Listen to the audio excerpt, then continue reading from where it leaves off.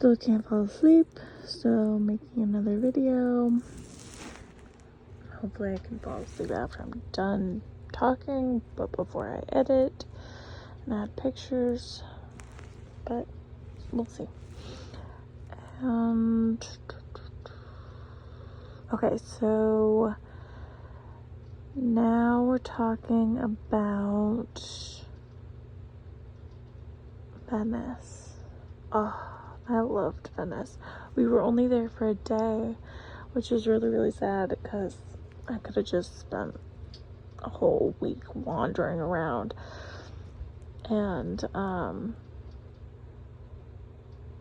it would be really, really easy to get lost there. So I was really glad that we had a tour guide. So we arrived in Venice, and obviously it's surrounded by water, so we gotta get on a boat. And then we went and hiked through a series of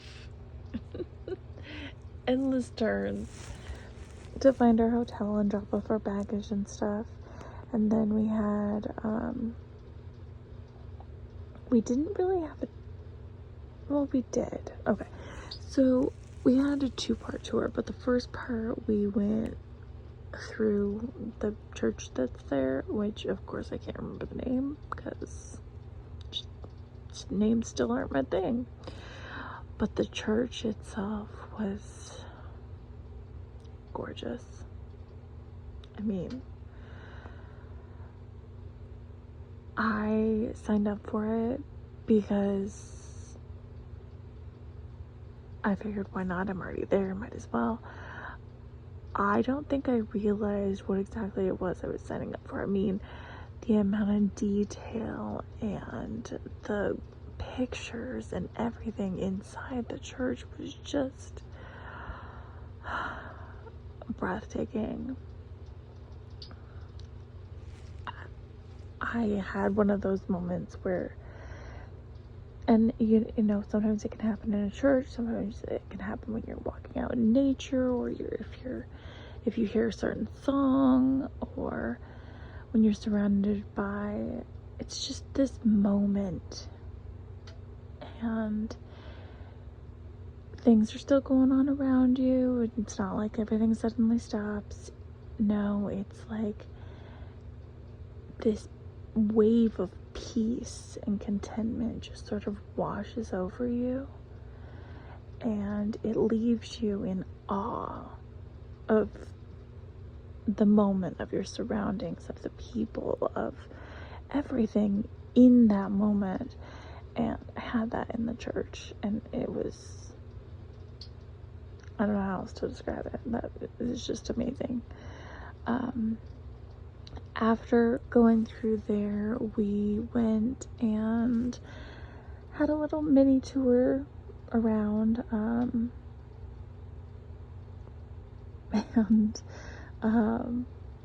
the tour was like, we were really going from the church to the gondola rides because that was the next thing we had on there. But she walked us around and we got to see other things, and that was pretty cool. My friend had to stop to go to the bathroom, and so we went to this little bistro place to use their bathroom, and you can't use the bathroom without buying something. And you know, some places that's common for, but they gave us such weird looks when I was just like, okay. I was like, okay, can we get a soda and a water?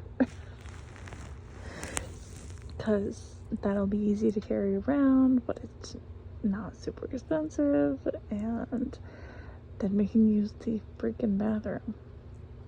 So yeah, and then there was a line, and this lady got so mad at my roommate friend, and Janelle was not trying to cut at all. She's not trying to cut the line. She was just trying to get around her so that she could be behind the other guy that was behind this lady. And there was somebody in the bathroom already. And so the lady's like, there's a line. was just this so funny. And when she was like, yeah, I'm just gonna go stand behind him. But I don't know, we must be so American or something, because they just were giving us the weirdest looks the entire time we were like getting something from the bistro and then waiting in line, and then the whole thing. It was weird. And then we had our gondola ride, and it was so cool. And I've seen pictures online about, you know, the water level rises, and then, you know, you're trudging around on the streets in like a foot of water. But I don't think you can really understand what that's like until you've been there. And like, it wasn't flooded while we were there at all. But even on the gondola ride, you could see where the buildings are sinking, and how, you know, the staircases go down in the water. And it was just, it's such a unique thing, but it's also so sad, because it's just a beautiful, gorgeous place. I don't know. I think it'll be really sad if we can't figure out a way to fix it, and a way to stop it from sinking more. And I'm sure that they're doing stuff, but I mean, you can only do so much against nature. So yeah, so we were there, and after the gondola ride, we just meandered back to the hotel, and then we were just in the hotel. And the next day we were getting on the Orient Express, and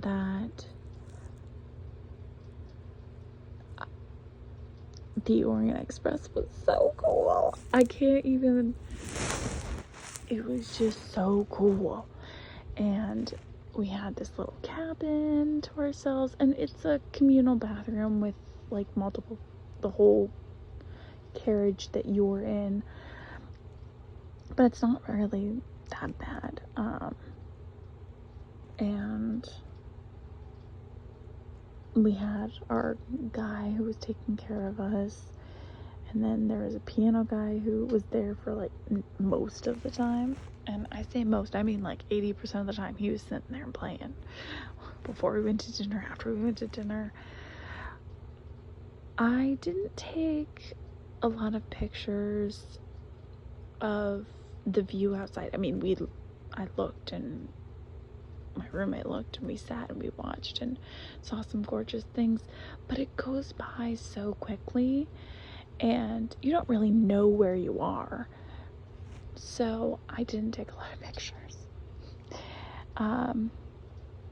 So we got on the Orient Express in Venice, and then we went and we got off in Paris, and then we got on a bus and we went through the underground tunnel over to England, Britain, whatever the fuck you want to call it.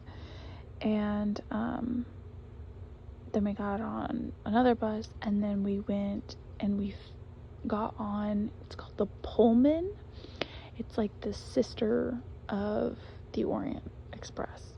So, and then we went from there into like the heart of London, and that was really cool.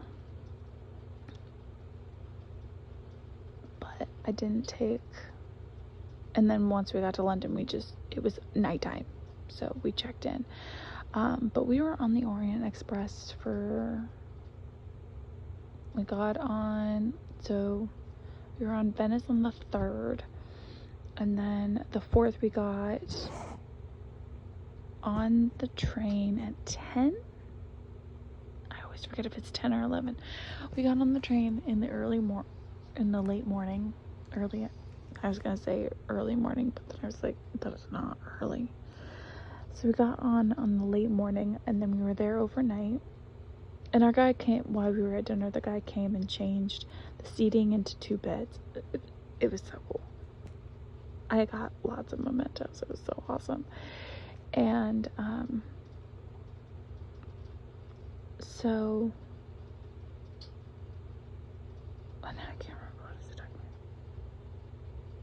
about. Oh, so we were there all of the rest of the 4th, overnight into the 5th, and then we got off the Orient Express around 1-2 o'clock, and then we did the whole crossover from Paris, or from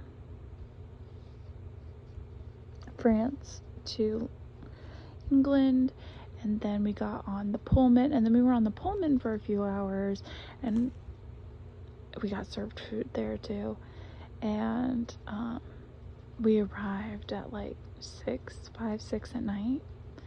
A couple people, we just went to this little place literally like around the corner, and had food that night on the 5th, and after checking in, because I mean, even though we were sitting and walking up and down the train, like, we didn't do much, like, physically. I mean, we were still really tired. And so yeah, then we went to this place, like, was called like the Princess or something. So yeah, I took tons of pictures of food, so that's what all the pictures are of, because it was very memorable and delicious. And I took a shit ton of mementos because I'm scrapbooking, and at some point when I finish it, I'll take pictures of a scrapbook and throw it up on a video, but that's probably a whiles away.